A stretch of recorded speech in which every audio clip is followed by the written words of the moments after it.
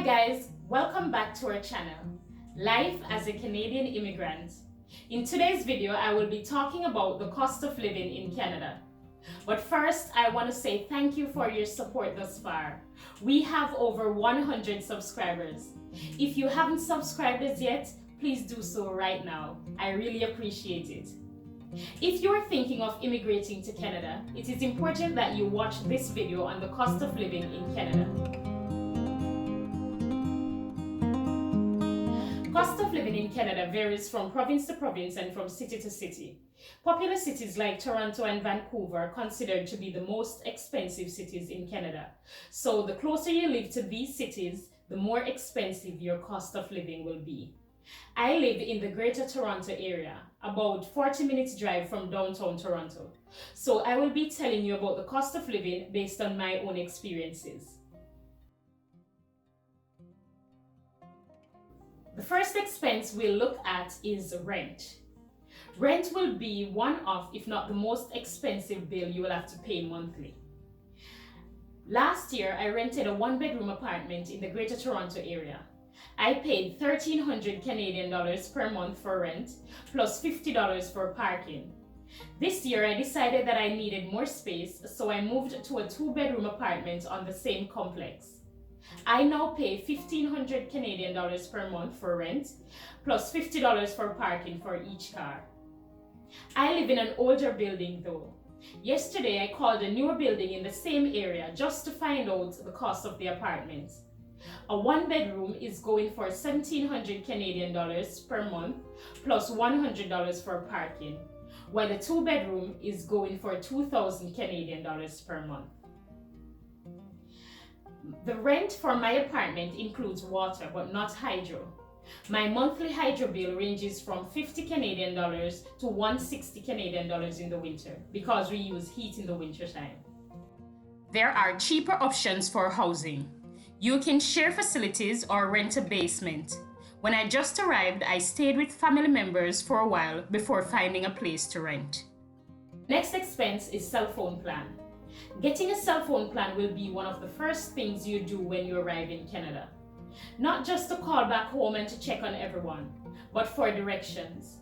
I can't count the amount of time my cell phone has saved me from getting lost. You will need a cell phone plan to find your way around Canada. When we just arrived, we wanted a prepaid plan. So we found one where we paid 45 Canadian dollars for a top-up.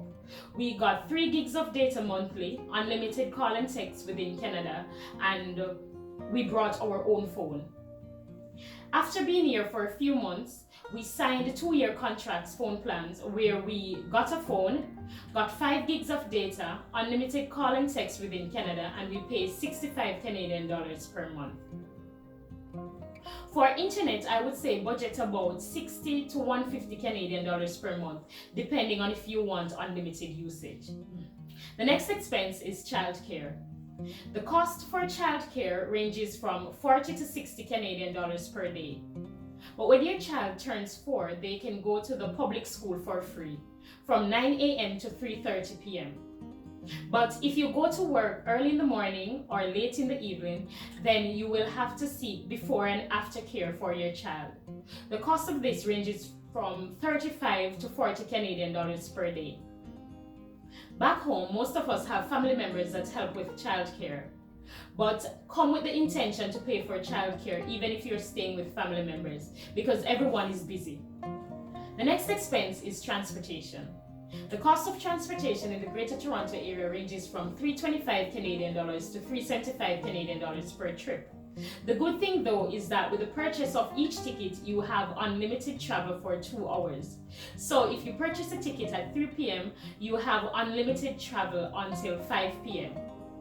So you can travel anywhere in the area until 5 p.m. When I used to take public transportation, what I normally do is before leaving the house, I would make a strict schedule as to how much time I can spend in each store so that I could use the same ticket to get back home. There are also taxi services and ride-sharing services such as Uber and Lyft. Having a car is more convenient, but it is also more expensive. We have 2 cars, and monthly for insurance we pay 450 Canadian dollars. When we had 1 car, we paid 280 Canadian dollars per month for insurance. Yes, we have to pay insurance every month. And if you purchase the car on credit, then you know you'll have monthly car payments. I work about 15 minutes drive from where I live, and I hardly travel elsewhere. Monthly, I spend about 50 to 75 Canadian dollars on gas. The next expense is grocery. To show you the cost of some basic items, I will give you a mini tour of Walmart.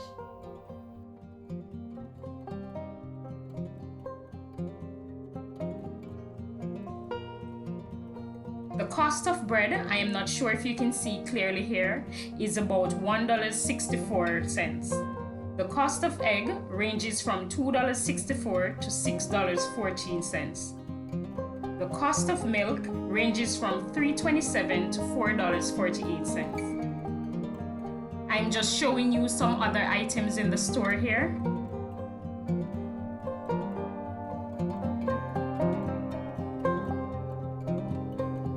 As you can see, there are a lot of international food.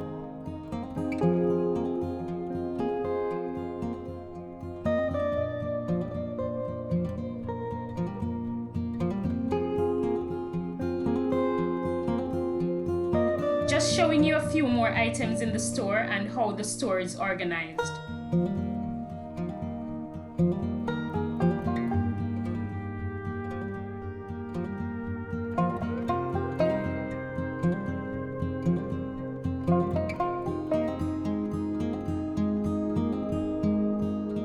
For a family of 3, we spend 150 Canadian dollars weekly on grocery. That's about 600 Canadian dollars per month. Other expenses such as entertainment will depend on your lifestyle. For example, the cost of movie tickets ranges from $7.99 for kids to $12.99 for adults. And the cost of gym membership ranges from 15 Canadian dollars to 115 Canadian dollars. So it depends on your lifestyle, it depends on you. It is estimated that the cost of living for a single person in Canada is 2,730 Canadian dollars. And for a family of 4, it is 5,140 Canadian dollars. My family consists of 3 persons, and monthly we spend 3,500 Canadian dollars. Finally, I want to let you know about the minimum wage in Canada. Canadian provinces and territories have varying minimum wages, so you can look at this table to get an idea of the minimum wage in each province. Thank you for watching this video on the cost of living in Canada. Please like, subscribe, and hit the notification bell. See you next time.